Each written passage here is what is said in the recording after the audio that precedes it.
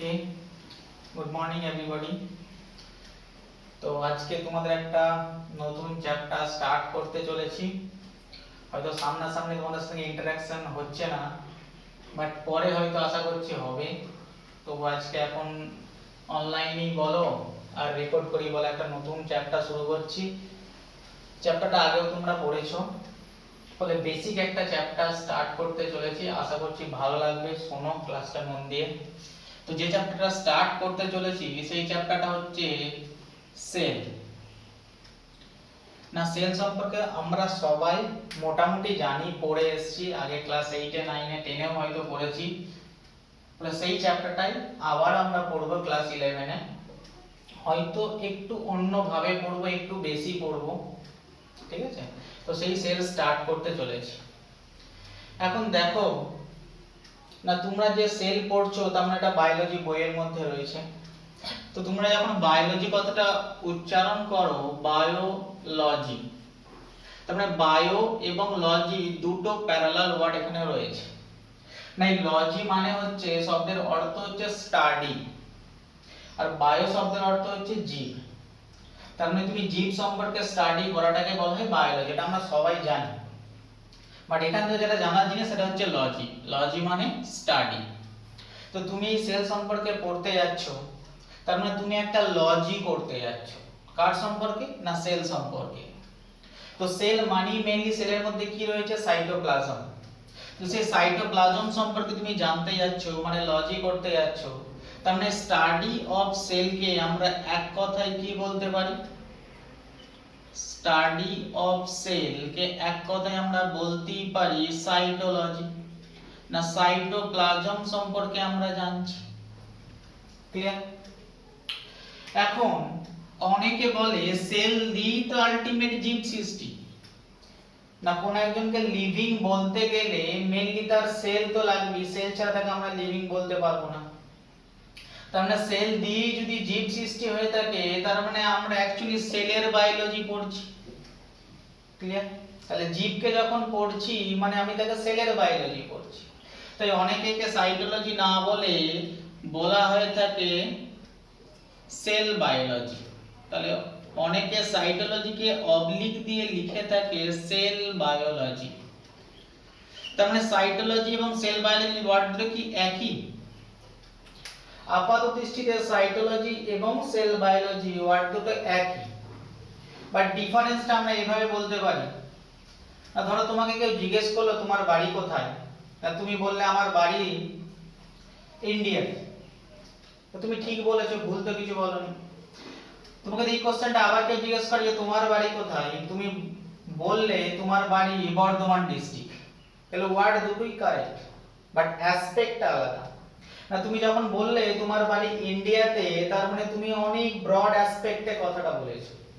আবার তুমি যখন বললে তোমার বাড়ি বর্ধমানে, তার মানে তোমার অ্যাসপেক্টটা কিছুটা হলেও ছোট হয়ে এসেছে। না, দুটোই কারেক্ট, সাইটোলজিও কারেক্ট, সেল বায়োলজিও কারেক্ট। ফলে এমসিকিউ যদি দুটো অ্যানসার থাকে, দুটোই প্রায় কাছাকাছি ওয়ার্ড। বাট পার্থক্য শুধু এটুকুই, সাইটোলজি হচ্ছে স্মল অ্যাসপেক্টে, শুধু সেল সম্পর্কে তুমি জানছো, সেলের ভেতরে কি আছে জানছো। সেল বায়োলজি হচ্ছে সেই সেলটা আলটিমেট কি ফাংশন করছে, সেই সেলটা অন্য সেলের সাথে কি রিঅ্যাকশন করছে, অন্য সেলের সাথে ওর কি ইন্টারঅ্যাকশন হচ্ছে। তার মানে সেল বায়োলজি ওয়ার্ডটা অনেকটাই ব্রড অ্যাসপেক্ট, আর সাইটোলজি ওয়ার্ডটা অনেকটা স্মল অ্যাসপেক্টে আমরা ইউজ করে থাকি। বাট ওয়ার্ড দুটো প্রায় প্যারালালি কাছাকাছি আমরা বলতে পারি। বাট যাই হোক না কেন, আমরা যখনই সেল সম্পর্কে স্টাডি করব, তাকে আমরা সাইটোলজিও বলতে পারি অথবা সেল বায়োলজিও বলতে পারি। তো এখন আমরা যাই হোক সাইটোলজি স্টার্ট করছি, তার মানে আমরা স্টার্ট করছি সেল বায়োলজি। তাহলে একটা সেল সম্পর্কে তুমি পড়তে গেলে বেসিক কি কি জিনিস জানা দরকার। তাহলে গোটা চ্যাপ্টারের মধ্যে অ্যাকচুয়ালি কি কি পড়বো সেটাকে আমাদের ক্লিয়ার হওয়া দরকার। তুমি যদি গোটা চ্যাপ্টারটা দেখো, অ্যাকচুয়ালি গোটা চ্যাপ্টারে আমরা তিনটে মেইন জিনিস পড়ব। কি কি পড়বো? না, ফার্স্ট জাস্ট যে সেল সম্পর্কে পড়ছি সেই সেল সম্পর্কে কিছু বেসিক ইন্ট্রোডাকশন আমাকে জানতে হবে। না, ইন্ট্রোডাকশনে পড়বোটা কি আছে, এটা কি? না এর মধ্যে জানতে হবে যে সেল যাকে আমরা নিয়ে এত কিছু পড়তে চলেছি সেই সেলের ইতিহাস সম্পর্কে একটু জানতে হবে। এলো কি করে এই সেলটা, কে দেখলো ফার্স্ট, কিভাবে সেল আবিষ্কার হলো, তার মানে কিছু বলতে পারো সেল হিস্ট্রি।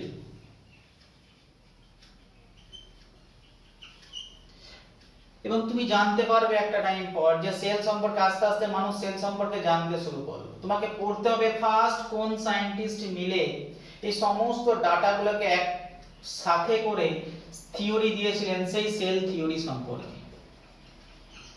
তোমাকে জানতে হবে সেই সেল থিওরিটাকে কে আরো বেশি মডিফাই করে আরো আধুনিক করে মডার্ন সেল থিওরি দিয়েছিলেন।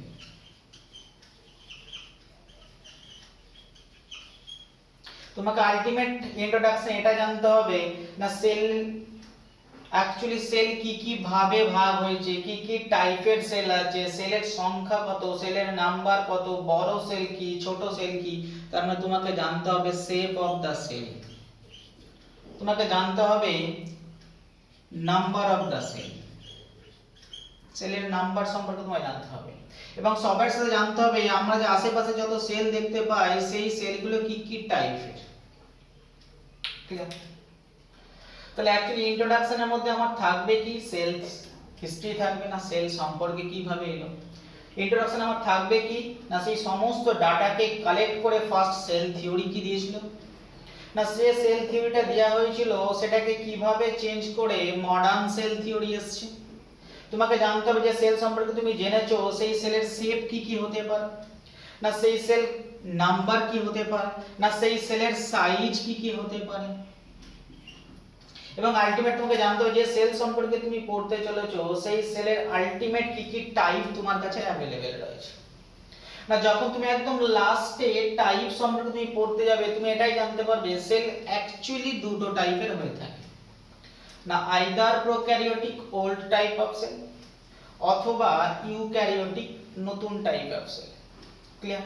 তারপর নেক্সট প্যারা আমার এখান থেকে স্টার্ট হবে ওল্ড টাইপ অফ সেল। তাহলে সেকেন্ড প্যারাগ্রাফে আমরা পড়ব the old cell prokaryotic type of cell। না যখন এই ওল্ড সেল সম্পর্কে জানা হয়ে যাবে আমরা তারপরে পড়ব না সবচেয়ে মডার্ন যা দিয়ে আমরা তৈরি ইউক্যারিওটিক সেলকে। ক্লিয়ার? তাহলে তোমাকে টোটাল ফার্স্ট একটা চ্যাপ্টার সম্পর্কে পড়তে গেলে তার বেসিক আইডিয়াটা ক্লিয়ার থাকা একান্ত দরকার। তো তোমাকে কিছু ইন্ট্রোডাকশন পড়তে হবে, কিছু প্রোক্যারিওটিক সেল সম্পর্কে পড়তে হবে, তোমাকে ইউক্যারিওটিক সেল সম্পর্কে পড়তে হবে। আমরা একটার পর একটা পড়ব।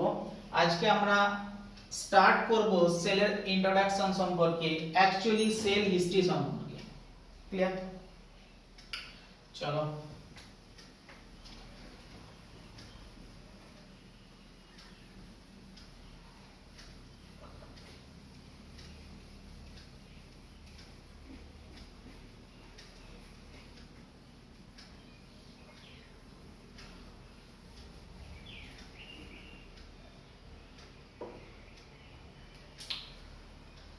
তোমরা হয়তো সবাই বাংলা বই কিনে নিয়েছো বায়োলজি, কেউ ছায়া কিনেছো, কেউ পারুল প্রকাশনী কিনেছো, বাট যে যাই বায়োলজি বই কেনো না কেন তোমাদের যদি টার্গেট নিট অ্যাসপেক্টে থাকে বা ডাক্তার হওয়ার ইচ্ছা যদি সেরকম থাকে তাহলে এখন থেকেই বলবো ক্লাস 11 থেকেই তোমরা বাংলা বইয়ের পাশাপাশি এনসিইআরটি বইটা রাখার চেষ্টা করবে। এনসিইআরটি যারা যত নিট স্টুডেন্ট রয়েছে সমস্ত নিট স্টুডেন্টদের যে বইটা থেকে পড়তে হয় সেটা অ্যাকচুয়ালি এনসিইআরটি। আমি তো আমার কাছে একটা আছে তোমাকে দেখাচ্ছি আমি এনসিইআরটি।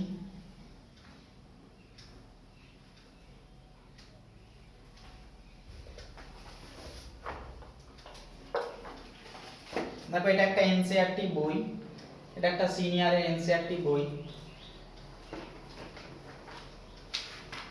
দেখো কোন একজন যদি এনসিইআরটি বইটা পড়তে হয় কোন সিনিয়র যখন পড়ে দেখো প্রত্যেকটা লাইনের তলায় দাগ দিয়ে পড়েছে। তার মানে এনসিইআরটির প্রত্যেকটা লাইন তোমাকে পড়তে হবে, প্রত্যেকটা লাইন তোমাকে বুঝতে হবে, তবেই সে একজন নিট ক্র্যাক করতে পারবে। ফলে তোমরা যখন নিটে যাবে অ্যাকচুয়ালি তোমাকে এনসিইআরটি বইটাই পড়তে হবে, প্রত্যেকটা লাইন পড়তে হবে, প্রত্যেকটা ওয়ার্ড পড়তে হবে। ফলে তোমরা এখন হয়তো তোমাদের এনসিইআরটি লাগবে না, বাট ফিউচারের জন্য তোমাকে প্র্যাকটিস করতে হবে, কারণ পুরো এনসিইআরটি বইটা ইংলিশে লেখা। তাহলে এখন থেকে তোমাকে আস্তে আস্তে পড়তে হবে, যাতে পরে তুমি সেটাকে হ্যাবিচুয়েট হয়ে যাও, বুঝতে পারো জিনিসটা কি। যাই হোক, আশা করছি এনসিইআরটি বই সবাই কিনে রাখবে এবং অল্প অল্প করে পড়তে শুরু করে। প্রথম প্রথম অসুবিধা হবে, অনেক কিছুই বুঝতে পারবে না, স্যারদের কাছে যাবে, ডিকশনারিটা নিয়ে বসবে, অনেক ওয়ার্ড তোমার ক্লিয়ার হবে না, বাট পড়তে হবে আলটিমেট। ওটাই পুরো বইটাকে তোমাকে মাথার মধ্যে রাখতে হবে একটা টাইমে। আর যদি কেউ মনে করে যে নিট দেবো না, তাদের কাছে এনসিইআরটি দরকার নেই, প্লেন যে কোনো একটা বাংলা বই পড়ো, ভালো করে পড়বে, তাহলেই হবে। যাই হোক, ইন্ট্রোডাকশন স্টার্ট করেছিলাম, সেই ইন্ট্রোডাকশনটাই পড়ি, সেলের ইন্ট্রোডাকশন। তাহলে ইন্ট্রোডাকশনে অ্যাকচুয়ালি সেলের ইতিহাস সম্পর্কে পড়বো বলেছি। এখন ইতিহাস শুনলে সবাই ভাবে বোরিং জিনিস, ভালো লাগে না, বাট কিছুটা জানতে হবে, কারণ কয়েকটা কোশ্চেন, অ্যাসোসিয়েটেড কোশ্চেন, এমসিকিউ এই সেলের ইতিহাস থেকে আসে। সে বলো ক্লাস 11 এর এমসিকিউ বলো, সে তুমি নিটেরই বলো বা এমসিই বলো, সেল থেকে কয়েকটা এমসিকিউ আসার চান্স অনেক বেশি। তা সেই জায়গা কয়টাই বলবো, বেশি কিছু নয়, বেসিক কতগুলো ইতিহাসের কতগুলো সায়েন্টিস্টের নাম তোমাকে জানতে হবে। তাহলে সেল পড়তে গিয়ে সবচেয়ে ফার্স্ট যে সায়েন্টিস্টের নাম আসবে সেটা আমরা সবাই জানি না, কে সেল আবিষ্কার করেছেন না সবাই জানি, সায়েন্টিস্টের ভদ্রলোকের নাম হচ্ছে রবার্ট হুক। তাহলে সবার ফার্স্ট সেল যিনি আবিষ্কার করেছেন তার নাম হয় রবার্ট হুক। এটা আমরা বহুদিন থেকে জেনে আসছি, নতুন করে জানার কিছু নেই। অ্যাকচুয়ালি তিনি সেল কোথায় আবিষ্কার করেছিলেন না, উনি বলা হয়ে থাকে কর্কের চিপিতে। কর্কের চিপি কি জিনিস? কর্ক কি জিনিস না, যদি পুরোনো আগেকার হোমিওপ্যাথি বোতল দেখে থাকো, দেখবে হোমিওপ্যাথি কাঁচের বোতলের মাথায় একটা ছিপির মতো একটা ঢাকনা দেওয়া থাকে, সেই ঢাকনাটা দেখতে অনেকটা এই টাইপের, রাবার টাইপের লাগে, এরকম একটা ঢাকনা থাকে হোমিওপ্যাথি বোতলের চিপিতে। পুরোনো কাল যদি বাড়িতে থেকে থাকে দেখতে পাও।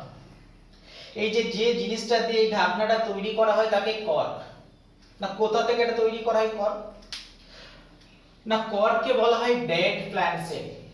কোন একটা যদি উদ্ভিদ হয়ে থাকে তাহলে সেই উদ্ভিদের সবচেয়ে বাইরের দিকে যে লেয়ারটা থাকে তাকে আমরা কি বলে থাকি? বাক বা ছাল বলে থাকি। তো সবচেয়ে বাইরের দিকে লেয়ারটাকে বলে ছাল, যে ছালটা অ্যাকচুয়ালি ডেড, ঠিক আছে? তো সেই ডেড, এই বার্কের নিচে একটা লেয়ার থাকে, দ্যাট অলসো ডেড লেয়ার। তাহলে প্ল্যান্টের বার্ক, সবচেয়ে outer layer of the plant is the bark, and this below this bark there are also a dead layer of plant, and this layer is called the cork layer. তাহলে এতটুকু জেনে রাখো, basic ডিটেইলসে যখন আমরা plant সম্পর্কে পড়বো, plant anatomy যখন পড়বো তখন জানবো। তাহলে ঠিক এই বার্কের নিচে একটা ডেড সেলের লেয়ার থাকে, সেই ডেড সেলের লেয়ারটাকে বলে কর্ক। তবে কর্ক ডেড না লাইভ না? ডেড। তাহলে অ্যাকচুয়ালি আমরা এক কথায় বলতে পারি cork is a dead plant sell. Clear? তো রবার্ট হুক যেটাকে নিয়ে ফার্স্ট গবেষণা স্টার্ট করেছিলেন সেটা ছিল কর্ক, এবং সেই কর্ক আর কিছু না, সেই কর্ক হচ্ছে একটা dead plant sell. Dead plant sell, আরে ডি লিখেছি মানে বুঝে নেবে ডেড, পুরোটা লিখলাম না। ক্লিয়ার? তাহলে সেই ডেড প্ল্যান্ট সেল নিয়ে ফার্স্ট উনি গবেষণা করেছিলেন। সেই ডেড প্ল্যান্ট সেলটাকে উনি স্লাইস করেছিলেন, কর্কটাকে, আর সেটা উনি মাইক্রোস্কোপের তলায় যখন রেখেছিলেন উনি দেখেছিলেন যে অনেকগুলো এরকম প্রকোষ্ঠের মতো স্ট্রাকচার উনি পাচ্ছে, মৌচাকের প্রকোষ্ঠ যাকে বলা হয় থাকে, এরকম অনেক প্রকোষ্ঠ উনি পেয়ে যাচ্ছেন মাইক্রোস্কোপের তলায় দেখছেন। তো এই প্রকোষ্ঠের মধ্যে অ্যাকচুয়ালি উনি দেখতে পেয়েছেন বাইরের এই লেয়ারগুলোকে দেখতে পেয়েছেন, যেটাকে আমরা সেল ওয়াল বলে থাকি। ভেতরে উনি যা কি দেখছেন যে ফাঁকা ফাঁকা লাগলো, তো ফাঁকা রুমের মতো বা ফাঁকা ঘরের মতো, এটা দেখতে একটা জেলখানা, ভেতরে কিছু থাকে না, শুধু জেলের দেওয়াল থাকে চারিপাশে। তো ওনাদের ওখানে জেলখানাকে বা জেলের এই ঘরগুলোকে বলা হতো সেলুলি। তো সেইখান থেকে ওয়ার্ডটা উনি ফার্স্ট দিলেন এই ফাঁকা প্রকোষ্ঠগুলো উনি নাম দিলেন সেল, সেলুলা থেকে সেল। ক্লিয়ার? তার মানে উনি, তার একটা বই ছিল, বইটার নাম হচ্ছে মাইক্রোগ্রাফিয়া। কোথায় লিখবো? তো তিনি তো একটা বই, না বইটার নাম হচ্ছে মাইক্রোগ্রাফিয়া। তো দেখতে পাবে না, বড় করে লেখার জায়গা নেই। বইটার নাম হচ্ছে মাইক্রোগ্রাফিয়া। তো তিনি যেটা দেখলেন, সে দেখা জিনিসটাকে উনি একটা বইয়ের মধ্যে, অ্যাকচুয়ালি এখনকার মতো এরকম তো হোয়াটসঅ্যাপ ফেসবুকে দিয়ে দেবো, তো তখন তিনি তিনার যেটুকু দেখেছেন সেটাকে প্রকাশ মানুষের কাছে জানানোর জন্য বই লিখতে হতো। তো তিনিও সেই বইটাই লিখেছিলেন, সেই এই বইগুলো আমাকে পড়তে হয় আমাদের। তো সেই বইটার নাম হচ্ছে মাইক্রোগ্রাফি। তো মাইক্রোগ্রাফিতে অনেক কিছুই লিখেছিলেন, বাট যেটুকু জানা দরকার সেটার মূল বিষয় হচ্ছে এটাই যে উনি দেখেছিলেন ডেড প্ল্যান্টসেট। উনি বললেন যে না, অল ডেড ম্যাটেরিয়াল, সমস্ত মৃত বস্তু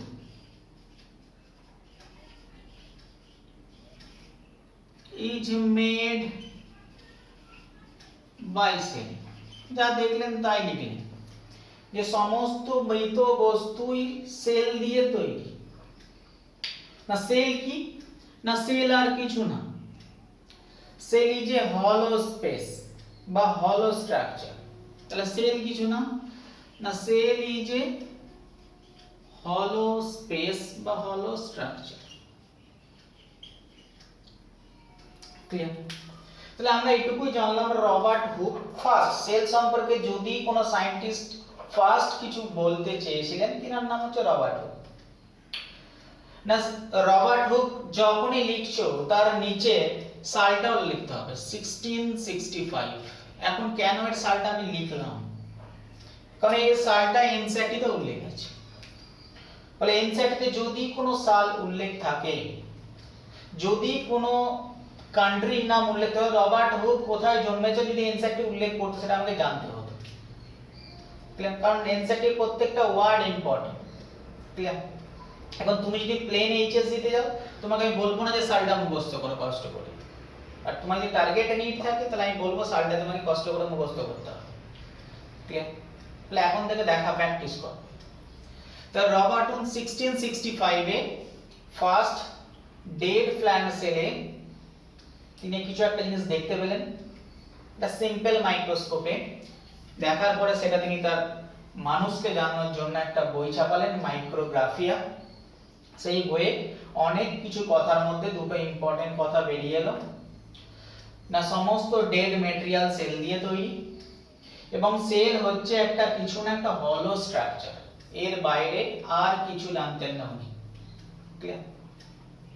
এর কিছুদিনই পরে সেকেন্ড সায়েন্টিস্টের নাম, এটাও আমরা সবাই জানি। না সেকেন্ড সায়েন্টিস্টের নাম হচ্ছে অ্যান্টনি ভন লিয়েনহুক।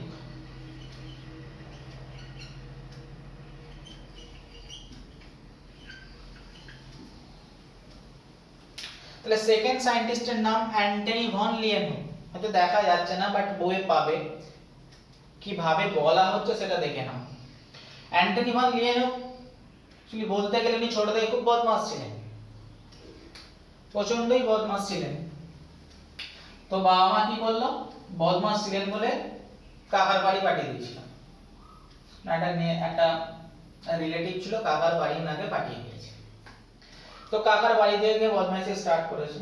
তো কাকার একটা চশমার দোকান ছিল, তো সেই চশমার দোকানে অ্যান্টনি ভন লিয়েনহুক কিছু চশমার গ্লাস নিয়ে একটা সিম্পল ইনস্ট্রুমেন্ট বানিয়ে ফেলেছিল, যেটাকে অ্যাকচুয়ালি বলা হয় হ্যান্ডক্রাফট সিম্পল মাইক্রোস্কোপ। সেই সময় ফার্স্ট উনি নিজেই বানিয়েছিলেন। তো সেই হ্যান্ডক্রাফট সিম্পল মাইক্রোস্কোপ নিয়ে উনি সব কিছু দেখছিলেন। তো দেখতে দেখতে একদিন হঠাৎ ওনার মাথায় কি চেপেছিল, না বৃষ্টি হচ্ছে, সেই বৃষ্টির পানিটা মাটিতে পড়েছে। সেই রেন বা বৃষ্টির পানি, মাটিতে পড়া পানিটা উনি একটা টেস্ট টিউবে কালেক্ট করেছিলেন। এখন দেখো, আগেকার কথা শুনে থাকবে যে বৃষ্টির পানি খাওয়া যায়, বাট সেই পানিটা পুকুরে পড়লে খাওয়া যাবে না। কেন বলে এটা?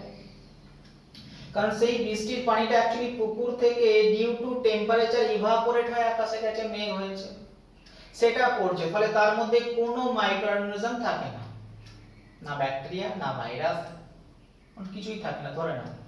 ফলে সেই পানিটা অ্যাসিডিক, আগেকার মানুষ বলতে এই পানিটা খাওয়া যেতে পারে, ঠিক আছে? বাট সেই পানিটা যেই মাত্র ল্যান্ড টাচ করলো, কোনো সাবস্ট্রেটকে টাচ করলো, এখন ল্যান্ডের মধ্যে প্রচুর ব্যাকটেরিয়া, সয়েল ব্যাকটেরিয়া বলতে পারো, এমনি ব্যাকটেরিয়া বলতে পারো, প্রচুর ব্যাকটেরিয়া। ফলে যেই মাত্র বৃষ্টির পানিটা মাটিতে টাচ করে গেল, ওটার ব্যাকটেরিয়া ফ্রি আমরা বলতে পারবো না, মাইক্রোঅর্গানিজম ফ্রি বলতে পারবো না, তার মধ্যে ব্যাকটেরিয়া মিক্সড হয়ে গেল, সেটা সেই পুকুরের পানিটা আমরা খাই না। তো সেই সময় এইসব কনসেপ্ট তো ছিল না। তো উনি বৃষ্টির পানি না ধরে মাটিতে পড়ছে যে পানিটা, সেই পানিটাকে উনি কালেক্ট করলেন। তো কালেক্ট করার পরে সেই পানিটাকে তিনি একটা টেস্ট টিউবের মধ্যে নিলেন। এই টেস্ট টিউবের মধ্যে উনি পানিটাকে নিয়ে, বৃষ্টির পানিটাকে কালেক্ট করার পরে, এবং সেই পানিটা একটা ছোট্ট ফিল্মের মধ্যে এক ফোঁটা দিলেন, এই ফিল্মটার মধ্যে, ঠিক আছে? তো ফিল্মের মধ্যে তিনি যখনই পানিটা দিলেন এবং তিনার তৈরি মাইক্রোস্কোপটা নিয়ে যখনই তিনি ফিল্মটাকে অবজার্ভ করলেন, তিনি দেখলেন এই পানির মধ্যে কিছু একটা নড়ছে। এখন দেখো, নড়াচড়া তো আর উদ্ভিদ করতে পারে না, তো নড়াচড়া তো জানি অ্যানিমেল আমরা করতে পারি। তাহলে যেহেতু নড়াচড়া অ্যানিমেল করতে পারে, তিনি এই যে জিনিসটা মুভ করছে, সেই ছোট্ট জিনিসটার নাম দিলেন অ্যানিমেলিকিউলি, অ্যানিমেল লাইক।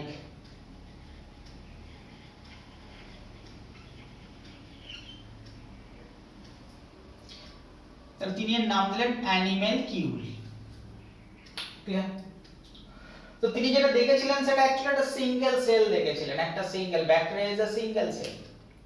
তো তিনিও দেখতে পেলেন একটা সিঙ্গেল সেলকে, বাট যে সেলটা নড়াচড়া করছে মানে জীবিত, এবং তিনি তার নাম দিয়েছিলেন অ্যানিমেলিকিউল। ওরে জানা গেল ভাই ওটা একটাই সেল। তার মানে ইনি দেখেছিলেন সিঙ্গেল, ইনিও সেল দেখেছিলেন, বাট তিনি দেখেছিলেন ডেড। ইনিও সেল দেখলেন, বাট ইনি দেখলেন সেই সেলটা নড়ছে, মানে অ্যানিমেলিকিউল, মানে ইজ দ্য লিভিং সেল। তো তিনি বললেন, তিনিও একটা বই লিখে ফেললেন, যদিও বইটার নাম না জানলেও চলবে, নেই এনসিইআরটিতে, বা তোমাদেরও না জানলেও চলবে। তখন তিনি বললেন, ভাই রবার্ট হুক যা বলেছেন একদমই কারেক্ট, কোনো ভুল নেই, যে সেল একটা ফাঁকাই প্রকোষ্ঠ, এর মধ্যে কিচ্ছু নেই, সেল একটা ফাঁকা প্রকোষ্ঠ। বাট ভুল কোনখানটা? উনি বলেন ডেড অর্গানিজম না, all living things are made by sell. মৃত্যুর পরে কি হবে সেটা পরে কথা, সেটা সেল থাকতে পারে, বাট তিনি বলেন all living things are made by sell.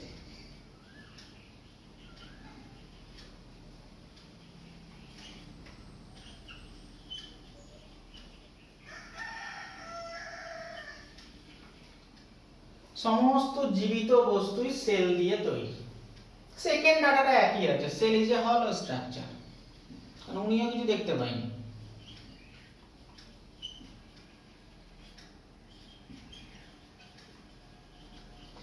দেখতে পাইনি বলে উনি অ্যাকচুয়ালি অন্ধ তো ছিলেন না দুজন মিলে, কারণ তোমাকে দেখার যে জিনিসটা ওনাদের কাছে অত উন্নত ছিল না, বলে ইনিও ফাঁকা দেখেছেন, ইনিও ফাঁকা দেখেছেন, যা দেখেছেন তাই লিখেছেন, সত্যি কথাই লিখেছেন, সেল ইজ এ হলো স্ট্রাকচার।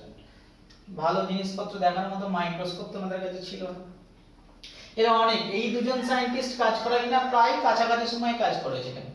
ইনি হচ্ছে 60-65, ইনি হচ্ছে 72 থেকে 73। বাট এরপরে অনেক দিন কেটে গেছে, নেক্সট কেউ কোনো রকম বাইরে কোনো আইডিয়া দিতে পারেনি। সবার কনসেপ্ট এখনো ওইখানেই দাঁড়িয়ে রয়েছে যে সমস্ত সজীব বস্তুই সেল দিয়ে তৈরি, আর সেল একটা হলো স্ট্রাকচার, ফাঁকা স্ট্রাকচার। বাট সবার কিন্তু কৌতূহলটা এটা রয়ে গেল যে ভাই সত্যি কি তাহলে সেল ফাঁকা? যখন একটা জিনিস আবিষ্কার হয় তখন সবাই চেষ্টা করে সে সম্পর্কে আরো বেশি জানতে, তবেই তো ভুল প্রমাণিত হয়, জানার ইচ্ছা থাকে বলে। সবার মনে কোশ্চেন আছে এটাই যে ভাই তাহলে সত্যি কি সেলের ভেতরটা ফাঁকা? ওটা ফাঁকা স্ট্রাকচার, তাহলে আমরা ফাঁকা ফাঁকা জিনিস দিয়ে তৈরি, ক্লিয়ার? বাট তাদের কাছে ইনস্ট্রুমেন্ট ভালো ছিল না বলে কেউ কিছু জানতে পারছিল না, বাট সবাই কিন্তু এক্সপেরিমেন্ট করছিল।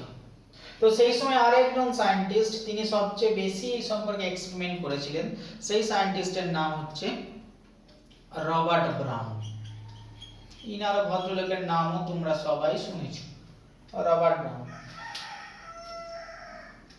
তো ভদ্রলোক কি করলেন? তো ভদ্রলোক ছিলেন B for Brown, B for botanist. তো ভদ্রলোক একজন বোটানিস্ট ছিলেন। এখন বোটানিস্ট মানে যারা উদ্ভিদ নিয়ে কাজকর্ম করে থাকেন, তো সেই ভদ্রলোক একজন বোটানিস্ট ছিলেন। ফলে উনি যা কিছু করবেন, উনি জানেন উদ্ভিদও একটা সজীব, উদ্ভিদও জীব। তার মানে উদ্ভিদ এরকম লিভিং যে সেল দিয়ে তৈরি হয়েছে, কারণ সেটা বলে দিয়েছে আমাদের লোক, আমাদের বুক বলে দিয়েছেন ল্যান্ড। তো তিনি সব বিভিন্ন রকম উদ্ভিদ সেল নিয়ে গবেষণা করতে স্টার্ট করলেন। তো গবেষণা করার জন্য উনি একটা স্পেশাল প্ল্যান্টকে নিয়েছিলেন, সেই প্ল্যান্টের নাম হচ্ছে অর্কিড প্ল্যান্টকে নিয়েছিলেন। তো এই অর্কিড প্ল্যান্ট থেকে তিনি একটা লিভিং সেলকে আইডেন্টিফাই করেছেন। অর্কিড গাছ গবেষণার জন্য ম্যাক্সিমাম সময় বোটানিস্টরা অর্কিড প্ল্যান্টকে নিয়ে থাকে। তো তিনি এই অর্কিড প্ল্যান্টকে নিয়ে যখন গবেষণা করছিলেন, তো তিনি এই অর্কিড প্ল্যান্টকে গবেষণা করার সময় তিনি একটা অদ্ভুত জিনিস দেখলেন। তিনি অর্কিড প্ল্যান্টের যে সেলটা আছে সেই সেলগুলোকে নিলেন এবং সেই রাদারফোর্ডের এক্সপেরিমেন্ট যেমন করেছো, রাদারফোর্ড অনেক পরে করেছেন, রাদারফোর্ড এক্সপেরিমেন্টের মধ্যে উনি একটা জিনিস করতে জানতে চেষ্টা করলেন, না তিনি সিলটা আদৌ ফাঁকা কিনা এর মধ্যে দিয়ে বিভিন্ন রকম ওয়েভলেন্থ পাঠাতে শুরু করলেন, বিভিন্ন রকমের লাইট এর মধ্যে দিয়ে পাঠাতে শুরু করলেন, বিভিন্ন রকমের এক্স-রে এর মধ্যে পাঠাতে শুরু করলেন। তো যতবার উনি পাঠাচ্ছেন এর মধ্যে দিয়ে বিভিন্ন টাইপের ওয়েভলেন্থ পাঠাচ্ছেন, বিভিন্ন রকমের এক্স-রে পাঠাচ্ছিলেন, তিনি ম্যাক্সিমাম টাইম তিনি এই সেলগুলোর প্রায় সেন্টারে কেন্দ্রের কাছাকাছি একটা রেডিও ওপেক শ্যাডো পাচ্ছিলেন।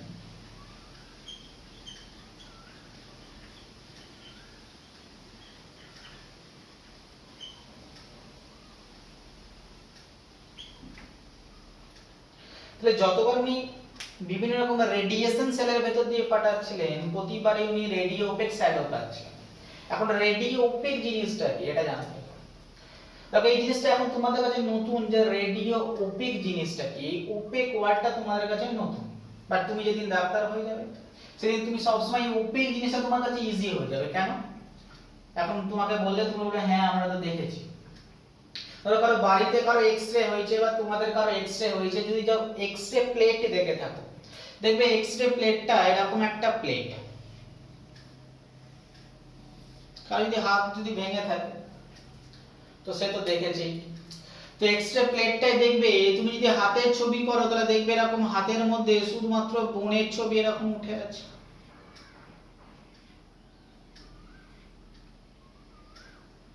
তাহলে এক্স-রে প্লেটটাই তুমি বোনের ছবি দেখতে পাও। বাট বাকি যে জায়গাটা তোমার বোনটা থাকে, বোনের স্ট্রাকচারটা হোয়াইট হোয়াইট দেখতে পাও, ক্লিয়ার? আর বাকি স্ট্রাকচারগুলো কি দেখতে পাও? ব্ল্যাক, তাই তো? তার মানে যেটা হার্ড স্ট্রাকচার সেটাকে তুমি হোয়াইট দেখো, মিনারেলাইজ স্ট্রাকচার, কম্প্যাক্ট স্ট্রাকচার, আর চারিপাশে যে যে সফট স্ট্রাকচার সেই পুরো জায়গাটা হচ্ছে ব্ল্যাক টাইপের লাগে, ক্লিয়ার? তার মানে এই দুই রকম পাওয়ার কারণে এক্স-রে তো একটাই, বাট এই দুই রকম কালার পাওয়ার কারণ হচ্ছে কারণ দুই রকমের জিনিস রয়েছে। এখানে কম্প্যাক্ট জিনিসপত্র রয়েছে আর এখানে অতটা কম্প্যাক্ট না। এখানে হার্ড টিস্যু রয়েছে, এখানে পাশে সফট টিস্যু রয়েছে। সফট টিস্যু ব্ল্যাক লাগছে, হার্ড টিস্যু সাদা লাগছে, ক্লিয়ার? তো এই যে জায়গাটা সাদা লাগছে, this region is called the radio opaque region, clear?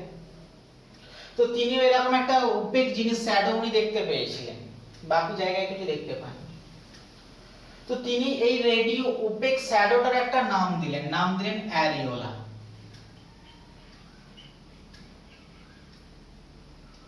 এই রেডিও ওপেক শ্যাডোটার নাম দিলেন অ্যারিওলা, ঠিক আছে?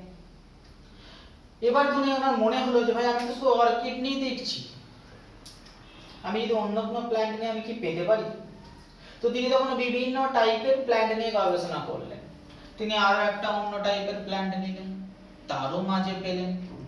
আরো একটা প্ল্যান্ট সেল নিলেন, তারও মাঝে পেলেন। তার মানে তিনি বুঝে গেলেন এই ওপেক জিনিসটা ইউনিভার্সাল, অল প্ল্যান্ট সেলই পাওয়া যাচ্ছে, সমস্ত সেলেতেই পাওয়া যাচ্ছে, ক্লিয়ার? এবং কিছু অ্যানিমাল সেল নিয়েও যখন দেখার চেষ্টা করলেন দেখতে পেলেন যে না পাচ্ছে, তো তখন তিনি নামটাকে বললেন যে ভাই তাহলে নামটা অ্যারিওলা দেওয়া যাবে না, আমি অ্যারিওলা নামটা দিয়েছিলাম শুধু অর্কিডে পেয়েছিলাম, বাট এটা দেখছি ইউনিভার্সাল, এবং ইউনিভার্সালি সেটা সমস্ত সেলের প্রায় কেন্দ্রে রয়েছে। কেন্দ্র মানে সেন্টার, আর সেন্টারকে আমরা অনেক সময় বলে থাকি নিউক্লিয়াস, নিউক্লিয়াস মানেও কেন্দ্র। তো তিনি তখন এই অ্যারিওলার নামটা চেঞ্জ করে উনি একটা সুন্দর নাম দিলেন, কি বললেন না না কেন্দ্রে যেটা দেখতে পাওয়া যায় প্রত্যেকটা সেল অ্যাকচুয়ালি ফাঁকা নয়, সেলের ভেতরে একটা তুলনামূলকভাবে ডেন্স একটা স্ট্রাকচার দেখতে পাওয়া যায়, এবং সেই ডেন্স স্ট্রাকচারটার নাম দিলেন উনি একদম সেন্টারে আছে বলে নাম দিলেন নিউক্লিয়াস। তার মানে আমরা ডাটাটাকে আরেকটু মডিফাই করে নিলাম, যে আমরা ঠিকই জেনেছি এতক্ষণ ধরে, দুটো ডাটা আমার কাছে ঠিকই আছে না, সমস্ত লিভিং সেলই, সমস্ত লিভিং জিনিসপত্রই সেল দিয়ে তৈরি, বাট অ্যান্টনি ভান লিয়েনহু যেটা বলেছিলেন সেল যে হলো স্ট্রাকচার, এই ডাটাটার মধ্যে কিছুটা ভুল হয়ে গেল, উনি বললেন এটাকে একটু মডিফাই করতে হবে।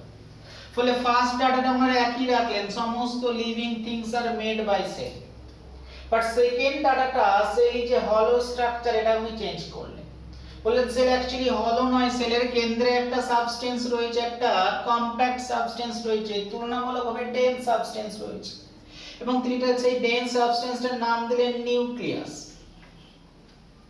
তাহলে আমরা পেয়ে গেলাম নিউক্লিয়াস রবার্ট ব্রাউন কিভাবে আবিষ্কার করে ফেললেন। তার মানে আস্তে আস্তে আমাদের সেলের সাইটোলজি পড়তে গিয়ে আমাদের আস্তে আস্তে অনেক কিছু জানতে শুরু করলাম। আমরা ফার্স্টে জেনেছিলাম ডেড জিনিস সেল দিয়ে তৈরি, তারপরে জানলাম না ডেড না, সমস্ত লিভিং জিনিস সেল দিয়ে তৈরি, সেল হচ্ছে ফাঁকা স্ট্রাকচার। তারপরে জানলাম না সমস্ত লিভিং জিনিস সেল দিয়ে তৈরি, কিন্তু সেল ফাঁকা নয়, সেলের কেন্দ্রে একটা ডেন্স সাবস্টেন্স রয়েছে, যে সাবস্টেন্সটা কেন্দ্রে থাকার জন্য ব্রাউন নাম দিয়ে দিলেন কি নিউক্লিয়াস। তো যখনই নিউক্লিয়াস আবিষ্কার হয়ে গেল, যেটাই আবিষ্কার হয়ে যায় সবার ফোকাস সেখানেই চলে যায়। তো উনিও নিউক্লিয়াস আবিষ্কার করার পরে সবাই তখন নিউক্লিয়াসের ফোকাস চাই, নিউক্লিয়াস, তাহলে সেলের মধ্যে নিউক্লিয়াস, তাহলে নিউক্লিয়াস দেখতে কেমন, হাতি না ঘোড়া কেমন দেখতে, সবার একটা কিউরিওসিটি যাবে, সবার ফোকাস তখন নিউক্লিয়াসে। ভাই নিউক্লিয়াস জিনিসটা তাহলে কি? সেল তো আমরা সব জেনে গেছি, নিউক্লিয়াস সম্পর্কে কিছু জানি না।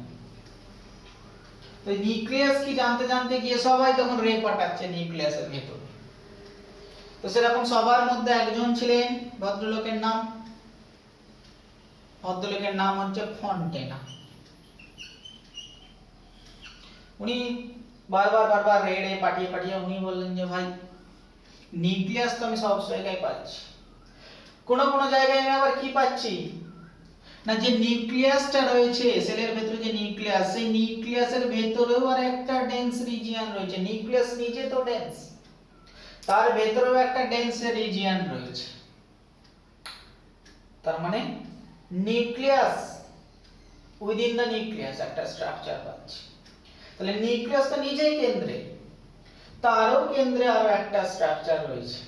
তাহলে জিনিসটা দাঁড়ালো এরকম যে নিউক্লিয়াস উইদিন দ্য নিউক্লিয়াস। তো নিউক্লিয়াস উইদিন দ্য নিউক্লিয়াস টার্মটাকে উনি নিউক্লিয়াসের মতো করেই নাম রাখলেন নিউক্লিওলাস। তাহলে আমরা ডাটা আরেকটা যোগ হলো না, সমস্ত জীবী লিভিং থিংস আর সেল দিয়ে তৈরি, সেলের কেন্দ্রে একটা ডেন্স স্ট্রাকচার পাওয়া যায় যেটাকে আমরা নিউক্লিয়াস বলি না। থার্ড পয়েন্ট আবারও যোগ হলো, যাকে আমরা নিউক্লিয়াস বলছি তারও কেন্দ্রে আরো একটা ডেন্স স্ট্রাকচার পাওয়া যায়, সেটাকে বলে nucleus within the nucleus, that is called the nucleolus. তার মানে আমার ছবিটা দাঁড়াবে এরকম।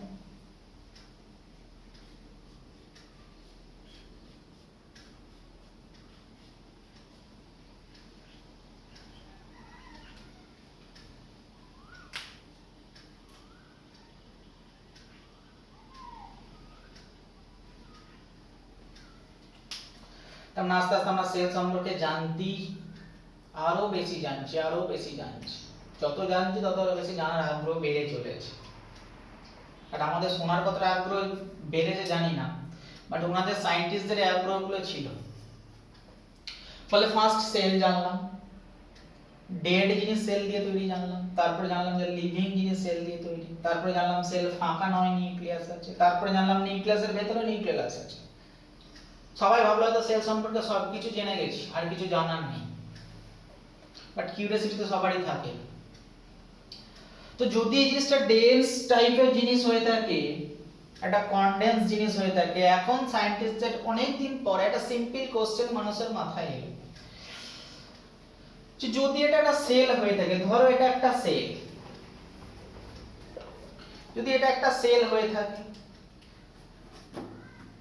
তো সেলের কেন্দ্রে একটা ডেন্স জিনিস রয়েছে, ধরো একটা ফাঁকা বক্স রয়েছে, সেই বক্সের মাঝে একটা মার্বেল আছে, নিউক্লিয়াস যে রাউন্ড শেপের স্ট্রাকচার। তো তুমি বলো সেই ফাঁকা বস্তুটার মধ্যে মার্বেলটা কি সবসময় কেন্দ্রেই থাকতে পারে? ও তো নড়াচড়া করলে কখনো এই কোণে চলে যাবে, কখনো এই কোণে চলে আসবে, কখনো এই কোণে চলে আসবে, কখনো এই কোণে চলে আসবে। এই সিম্পল কোশ্চেনটা অনেকদিন ধরে কারো মাথায় আসছে, বাট হঠাৎ করে দুজন সায়েন্টিস্টের মাথায় এই কোশ্চেনটা এলো যে ভাই যদি সেলটা ফাঁকাই হয়ে থাকে, তার কেন্দ্রে যদি একটা এরকম রাউন্ড শেপেড ডেন্স জিনিস থাকে, তাহলে সে সবসময় কেন্দ্রে কি করে আছে? ও তো ফাঁকা বলে কখনো এই কোণে চলে যাওয়ার কথা, কখনো এই কোণে চলে যাওয়ার কথা, কখনো এই কর্নারে চলে যাওয়ার কথা, কখনো এই কর্নারে চলে যাওয়ার কথা, বাট যাচ্ছে না। তো হয়তো খুব বেশি হলে একটু এদিক সেদিক মুভ করতে পারছে, বাট তার বেশি নাই, এই কোনো কর্নারে তো যাচ্ছে না। এটার কারণ কি? তাহলে নিশ্চয়ই আশেপাশটা ফাঁকা কিছু নেই। এই কনসেপ্টটা ফার্স্ট দুজন সায়েন্টিস্টের মাথায় এসেছিল।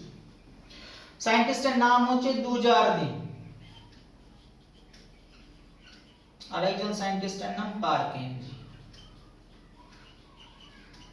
এখন পাশাপাশি লিখেছি বলে তুই বন্ধু ভেবে নিও না, তোর বন্ধুও বলতে পারো। তাহলে একজনের নাম দুজারদিন আর একজনের নাম পারকিনজি। ওনারা বললেন নিউক্লিয়াসটা এই কারণে নড়াচড়া করতে পারছে না, বা স্লাইটলি নড়াচড়া করতে পারছে।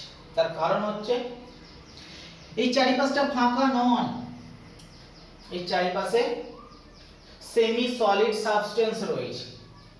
ধর একটা কাদা রয়েছে, কাদার মধ্যে তুমি যদি মার্বেলটা ফেলে দাও, এখন সেই মার্বেলটা তো আর খুব বেশি নড়াচড়া করতে পারবে না, হয়তো স্লাইটলি কাদাটা নড়লে স্লাইটলি নড়াচড়া করতে পারবে। জিনিসটা অনেকটা সেরকমই। নেই, নিউক্লিয়াসটা এই কারণে নড়াচড়া করতে পারছে না, কারণ এই নিউক্লিয়াসের চারিপাশে একটা সেমি সলিড সাবস্টেন্স রয়েছে। তো তিনি এই সেমি সলিড সাবস্টেন্সটার নাম কি দিলেন? উনি বললেন যে অ্যাকচুয়ালি নিউক্লিয়াসের চারিপাশে যে সেমি সলিড সাবস্টেন্সটা রয়েছে, এই সেমি সলিড সাবস্টেন্সটার নাম দিলেন সার্কোড। তাহলে আমরা আরো এক ধাপ জানলাম, যে সেলটাকে ফাঁকা বলছিলাম, আদেও সেটার মধ্যে ফাঁকা বলে কিছু জিনিসই নেই না, সেই নিউক্লিয়াসের চারিপাশে একটা সেমি সলিড সাবস্টেন্স। তাহলে 4 নম্বর পয়েন্টে আমরা আরো জিনিসটা অ্যাড হয়ে গেল যে নিউক্লিয়াসের চারিপাশে একটা সেমি সলিড সাবস্টেন্স রয়েছে, এবং এই সেমি সলিড সাবস্টেন্সটার নাম সার্কোড। নাম দিলেন কে? নাম দিলেন ফার্স্ট সায়েন্টিস্ট দুজারদিন। তাই দুজারদিনের নিচে আমি সার্কোড লিখে দিলাম। ক্লিয়ার? তাহলে সার্কোড নামটা দিয়েছেন দুজারদিন। তো সেমি সলিড সাবস্টেন্স, পারকিনজি বললেন যে ভাই সেমি সলিড সাবস্টেন্স মানে কঠিনও নয় তরলও নয়। এখন ফিজিক্স, তিনি একটা ফিজিক্স ঘেঁষা লোক ছিলেন, উনি বললেন যেটা কঠিনও নয় আর যেটা তরলও নয়, সেটাকে, সেই ওয়ার্ডটাকে আমরা তো কি বলে থাকি? প্লাজমা বলে থাকি। যেটা কঠিনও নয়, যেটা তরলও নয়। Condition, the phase is called the plasma phase. Class 10 এ না 9 এ পড়েছো তোমরা। তাহলে আমরা যদি সেরকম সেমি সলিড সাবস্টেন্স কে সার্কোড নাম না দিয়ে আমি যদি প্লাজমা রিলেটেড নাম দিয়ে দিয়ে বলতে যাই, তাহলে নামটা করানোটা আরো ভালো হয়। তো তিনি এই সার্কোড নামটা চেঞ্জ করে দিয়ে নাম দিলেন কি? প্রোটোপ্লাজম।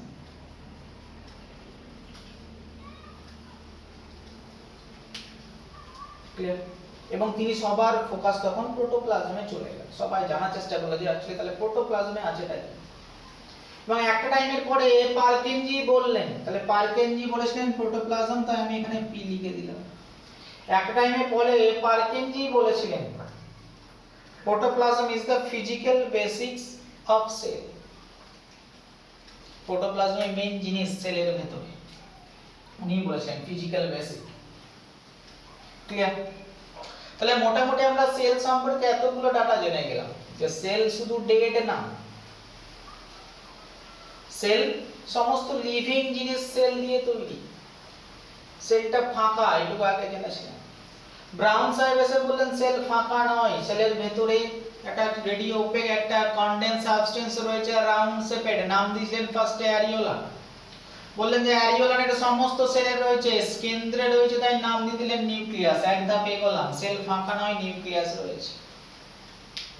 না, ব্রাউন সাহেব চলে যাওয়ার পরে সবার ফোকাস তখন নিউক্লিয়াসে। ভাই নিউক্লিয়াস জিনিসটা কি, তো খুঁজতে খুঁজতে ফন্টেনা বলে ফেললেন নিউক্লিয়াসের ভেতরে আর একটা ডেন্স সাবস্টেন্স রয়েছে, তাহলে নিউক্লিয়াস উইদিন দা নিউক্লিয়াস নাম হয়ে গেল নিউক্লিওলাস। আরো এক ধাপ। বাট কারো মাথায় তারপরে প্রশ্ন আসে না যেরকম শক্ত একটা জিনিস কিভাবে ফাঁকা চারিপাশে ফাঁকা জায়গায় কেন্দ্রে সব সময় আছে, ও কেন কর্নারে চলে যাচ্ছে না? মাথায় এসছে দুজন সায়েন্টিস্ট, দুজারদিন এবং পারকেনজি। তো দুজারদিন ফার্স্ট বললেন অ্যাকচুয়ালি এই সেন্টার যে নিউক্লিয়াস রয়েছে সেটা স্লাইটলি মুভ করতে পারে, বেশি মুভ এই কারণে করতে পারে না কারণ এর চারিপাশে আছে সেমি সলিড সাবস্টেন্স, না সলিড না লিকুইড, কাদার মতো জিনিস। তো তিনি তাই বললেন এই ফাঁকা জায়গাটা অ্যাকচুয়ালি ফাঁকা নয়, সেমি সলিড সাবস্টেন্স আছে, যার নাম দিলেন সার্কোড। তো তিনারি বন্ধু বলে যদি বলে থাকে তাহলে পারকেনজি উনি একটু ফিজিক্স ঘেঁষা বলে উনি বললেন যে ভাই সার্কোড নামটা ভালো লাগছে না, না এমন একটা সাবস্টেন্স রয়েছে যেটা না সলিড না লিকুইড। তাহলে আমরা ফিজিক্সে পড়েছি যেটা সলিড না লিকুইড না, তার অবস্থা তো প্লাজমা। তো তিনি বলেন সেই প্লাজমার সঙ্গে রিলেট করে তিনি এই জিনিসটার নাম দিয়ে দিলেন প্রোটোপ্লাজম। তাহলে মোটামুটি আমরা অনেক কটা ডাটা পেয়ে গেলাম। সমস্ত লিভিং জিনিস সেল দিয়ে তৈরি, সেলের ভেতরে নিউক্লিয়াস আছে, নিউক্লিয়াসের ভেতরে নিউক্লিয়াস রয়েছে এবং সেই নিউক্লিয়াসের চারিপাশে বাকি জায়গাটা সেমি সলিড সাবস্টেন্স দিয়ে ভর্তি আছে, যার নাম প্রোটোপ্লাজম। বাট আমি তো সমস্ত ডাটাগুলো দেখতে পাচ্ছি, ইনি এক জায়গায় আবিষ্কার, ইনি এক জায়গায় আবিষ্কার, ইনি এক জায়গায় আবিষ্কার, ইনি এক জায়গায় আবিষ্কার, সবাই আলাদা আলাদা জায়গায় আলাদা আলাদা বইয়ে তাদের লেখাগুলোকে প্রকাশ করেছে। বাট কেউ এই যতগুলো ডাটা পেলাম এই ডাটাগুলোকে কেউ একসাথে করে বলে, বলার সাহসও করে। বোঝা গেল? ফার্স্ট দুজন সায়েন্টিস্ট এই সমস্ত ডাটাগুলোকে একসাথে করার বলার চেষ্টা করেছে। কোন দুজন সায়েন্টিস্ট? কোথায় গেল মশাই? যতগুলো ডাটা আমরা জেনেছি সমস্ত ডাটাগুলোকে ফার্স্ট দুজন সায়েন্টিস্ট একসাথে করে জানার বা বলার চেষ্টা করলেন। সেই দুজন সায়েন্টিস্টের নাম কি? একজনের নাম হচ্ছে সোয়ান আর একজনের নাম হচ্ছে স্লেইডেন। তাহলে একজন সায়েন্টিস্টের নাম হচ্ছে স্লেইডেন,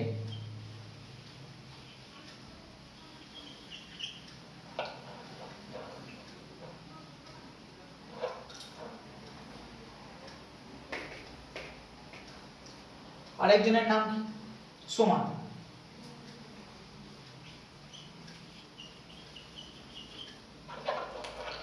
দেখো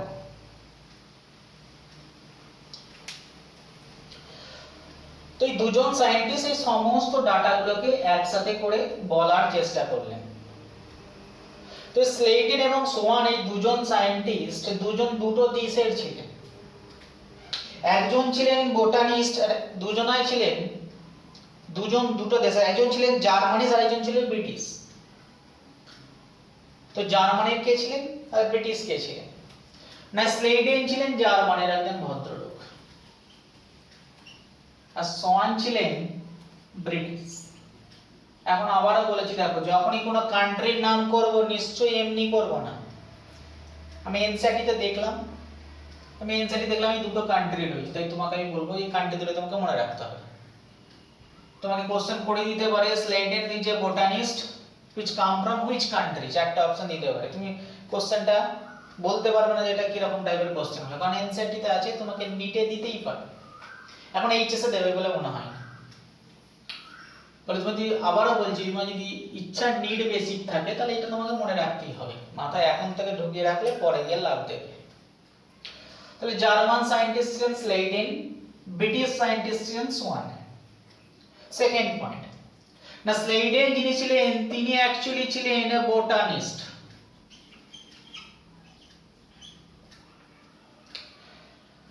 আর যিনি ব্রিটিশ সায়েন্টিস্ট ছিলেন সোয়ানান, আমি এইভাবে মনে রাখতে বলি, সোয়ান মানে হচ্ছে রাজহাঁস, রাজহাঁস মানে অ্যানিমেল, তার মানে ইনি অ্যাকচুয়ালি অ্যানিমেল নিয়ে গবেষণা করছিলেন, তাই ইনি ছিলেন জুওলজিস্ট। তাহলে একজন ছিলেন বোটানিস্ট আর একজন ছিলেন জুওলজিস্ট।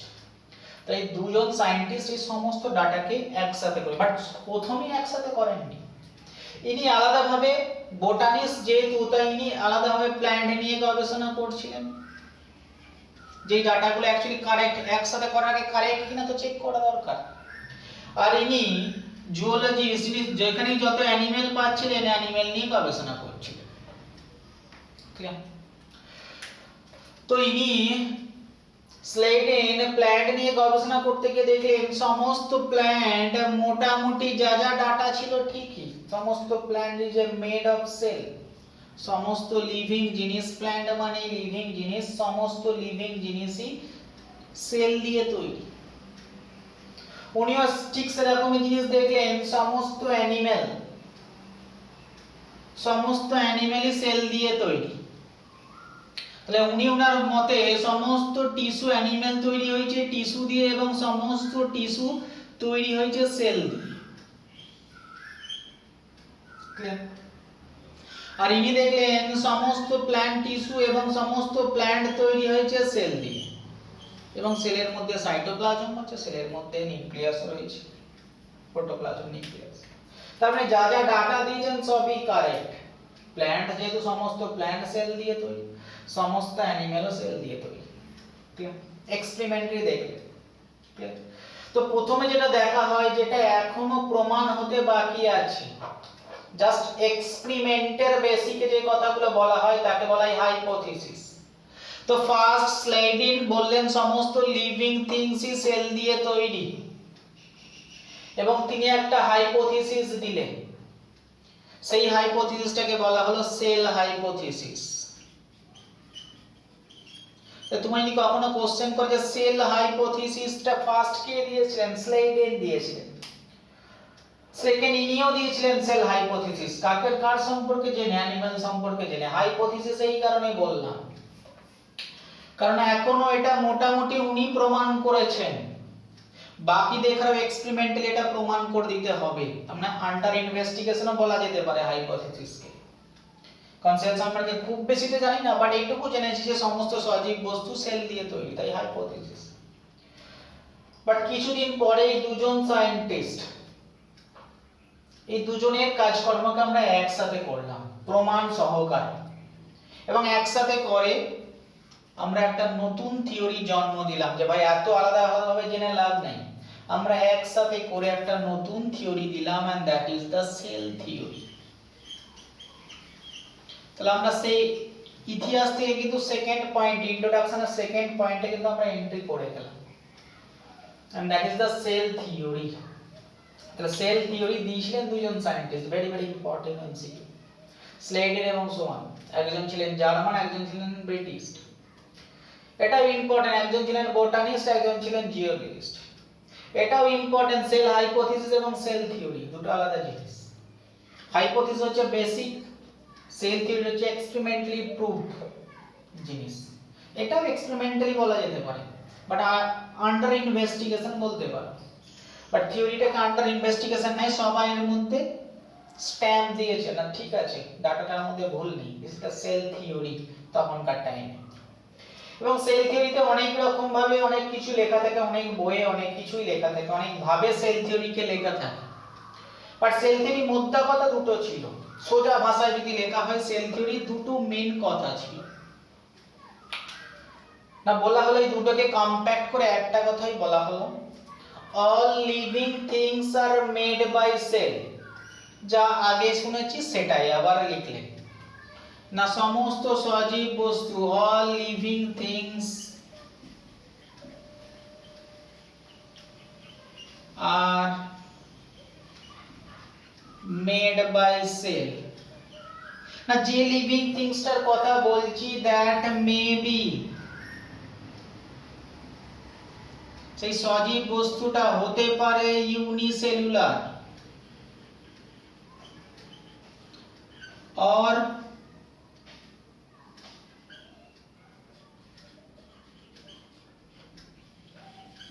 মাল্টিসেলুলার। না বুঝতে পারলে মুখে বলছি লিখে নেবে।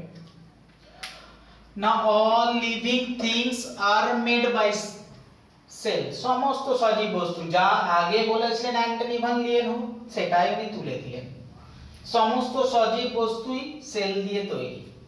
অ্যাড করলেন এটা জিনিস না, যে সজীব বস্তুটার কথা বলতে চাইছি সেই সজীব বস্তুটা হতে পারে এককোষী ইউনিসেলুলার, অথবা সেই সজীব বস্তুটা হতে পারে বহুকোষী মাল্টিসেলুলার। যাই হোক না কেন সজীব হলেই সেল দিয়ে তৈরি।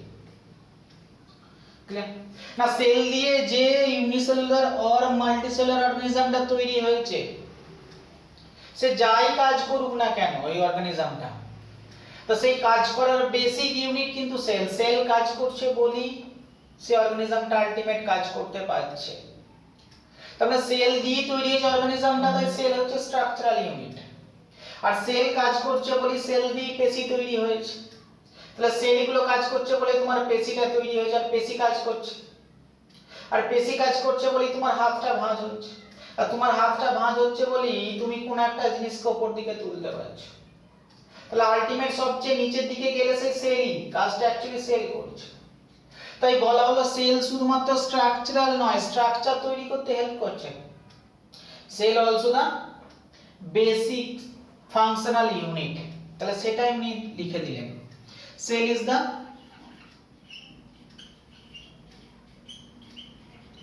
Structural and functional unit of organism।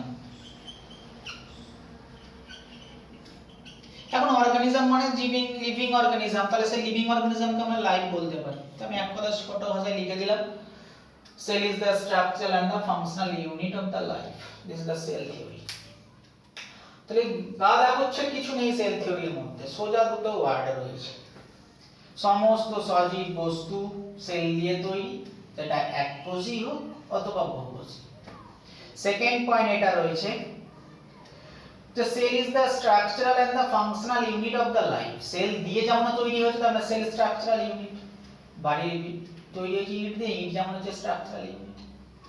But sell কাজ করছে বলি টিস্যু কাজ করছে, মাসেলটা টিস্যু বললাম।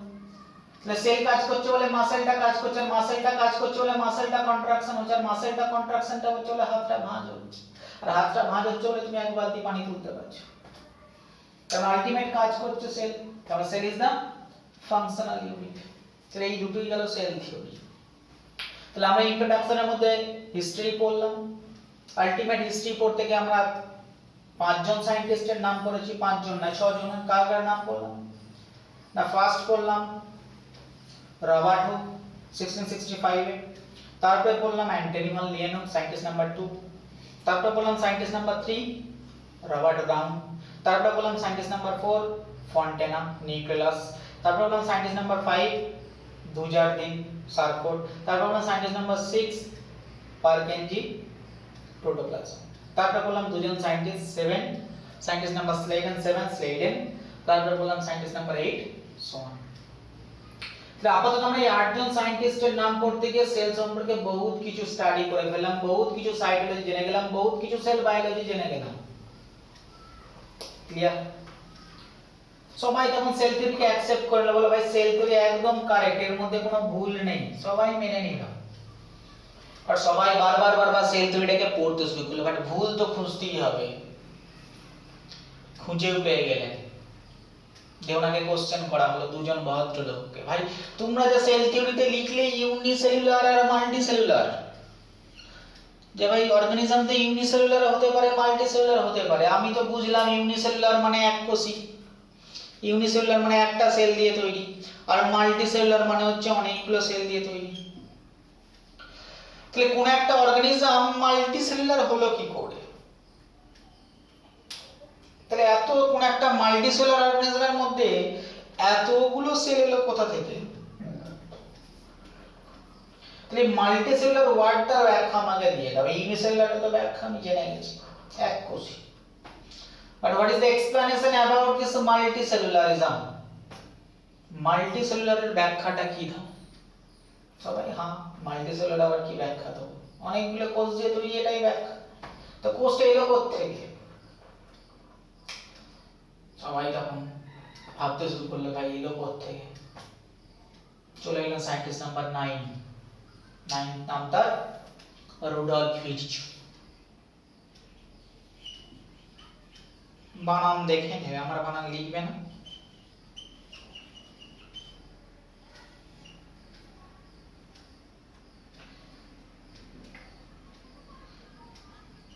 বানানে ডক্টরেট আমি। রুডলফ ভির্চু, তার বানানটা দেখেই নিই একবার।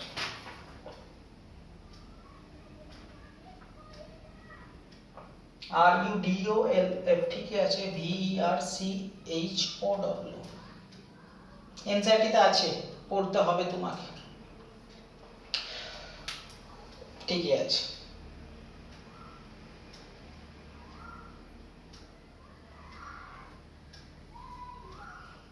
তো রুডলফ ভির্চুর ব্যাখ্যাটা দিয়ে দিলেন, একটা অদ্ভুত ল্যাঙ্গুয়েজ একটা ব্যাখ্যা দিলেন। অদ্ভুত কেন বললাম? উনি দুম করে বলে দিলেন ওমনি সেলুলা ই সেলুলা।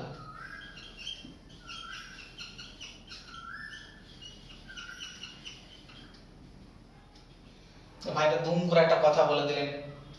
নাকি চাওয়া হলো ব্যাখ্যা মাল্টিসেলুলারিজমের, উনি বললেন যে ওমনি সেলুলা ই সেলুলা। নেই বুঝে এটা মানেটা কি? ওমনি সেলুলা ই সেলুলা অ্যাকচুয়ালি উনি ঠিকই ব্যাখ্যা দিয়েছেন, এটা ওনাদের ল্যাঙ্গুয়েজ। এটা omnicellular unicellular actually basic meaning হচ্ছে cell originated from pre existing cell. তার মানে আগে যে সেলটা ছিল সেই সেল থেকে ওই সেলটা এসেছে। তাহলে উনি বললেন যে মাল্টিসেলুলার যে অর্গানিজম, তিনটে সেল দেখি, হতে পারে এই সেলটা ফার্স্ট এসেছে, সেই সেল থেকে সেকেন্ড সেল এসেছে, সেকেন্ড সেল থেকে থার্ড সেল এসেছে। তার মানে সেল তৈরি হচ্ছে আগে প্রেজেন্ট, প্রি এক্সিস্টিং, এক্সিস্ট মানে প্রেজেন্ট। তাহলে সেল অরিজিন করছে ফ্রম প্রি এক্সিস্টিং সেল। তাহলে ব্যাখ্যা হয়ে গেল। তাহলে মাল্টিসেলুলার ব্যাখ্যা একরকমই ব্যাখ্যা, cell originated from pre existing cell. তো তখন থিনারি কথাকে মনে রেখে সেল থিওরির নিচে থার্ড আর একটা পয়েন্ট অ্যাড হয়ে গেল, যেটা কি এই মাল্টিসেলুলারিজমের ব্যাখ্যা, এক্সপ্লেনেশন, যে সেল originated from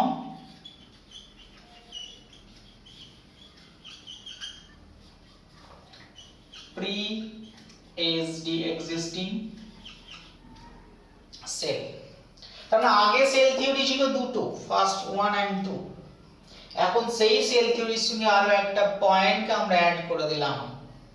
তাহলে আগে ছিল পুরনো, এখন তার সঙ্গে ব্যাখ্যা সমেত নতুন ভাবে আমি 3 নম্বর পয়েন্টকে অ্যাড করে দিলাম।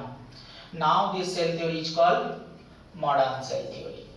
তা তুমি যদি কখনো কোশ্চেন করে who give the modern cell theory, তাহলে মডার্ন সেল থিওরি দিয়েছেন কে? রুডলফ ভির্চু।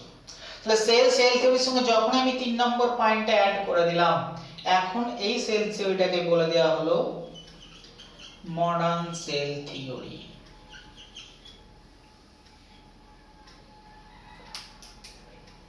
ক্লিয়ার?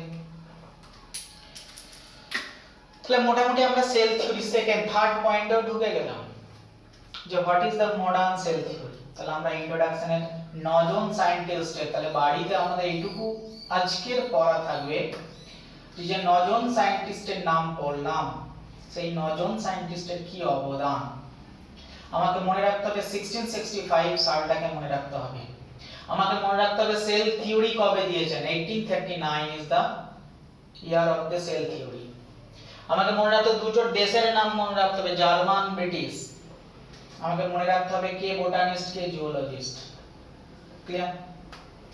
আমার মনে রাখতে হবে what is the cell theory. আমাকে মনে রাখতে হবে what is the modern cell theory. তাহলে এই পুরো পার্টটা আজকে এত অবধি থাকবে। তো পুরো আমাদের সেল সম্পর্কে পুরোটাই আমাদের পড়ে রাখবো, আশা করছি বাড়িতে একটা কাজ। যে যখনই সেল থিওরি এবং মডার্ন সেল থিওরি এলো, সবাই তখন এই মডার্ন সেল থিওরিকে অ্যাকসেপ্ট করে নিল এবং ধরে নিল যে পৃথিবীর যাবতীয় লিভিং যত অর্গানিজম রয়েছে সমস্ত অর্গানিজম এই সেল থিওরিকে ফলো করে চলে। সমস্ত অর্গানিজমই এককোষী বা বহুকোষী হোক না কেন সেল দিয়ে তৈরি হয়ে যারা বেঁচে আছে। ক্লিয়ার? সমস্ত অর্গানিজমে সেলই সবকিছু কাজ করে। যদি মাল্টিসেলুলার হয়ে থাকে ওই একটা সেল থেকেই মাল্টিসেলুলার অর্গানিজমটা ডেভেলপ করেছে। সমস্ত অর্গানিজম মেনে চলবে এই সেল থিওরি অথবা মডার্ন সেল থিওরিকে। বাট এই পৃথিবীতে সমস্ত অর্গানিজম খুঁজতে খুঁজতে আমরা এমনও কিছু এক্সেপশন পেয়েছি, এমনও কিছু অর্গানিজম পেয়েছি যারা এই সেল থিওরিকে মানছে না। So they are called the exception of the cell theory. তাহলে নেক্সট ক্লাসে আমরা স্টার্ট করব from the exception of the cell theory. তারপরে আমরা সেলের টাইপ কয়েকটা জানবো। ওই সেলের বাকিটুকু তোমরা কিছুটা পড়ে রাখবে। বাট আপাতত আজকে ক্লাসে এই পর্যন্তই।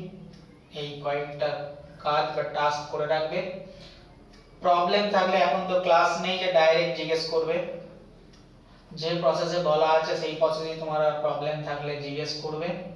আবারও বলবে এনসিইআরটিটা একটু ফলো করার চেষ্টা করবে যারা কেননি, ভাই ম্যাক্সিমাম জনই তো কেননি। এখন দোকান বন্ধ, কিনবে কি করে, বাট চেষ্টা করবে কিনে রাখার। ওকে, ভালো থাকবে।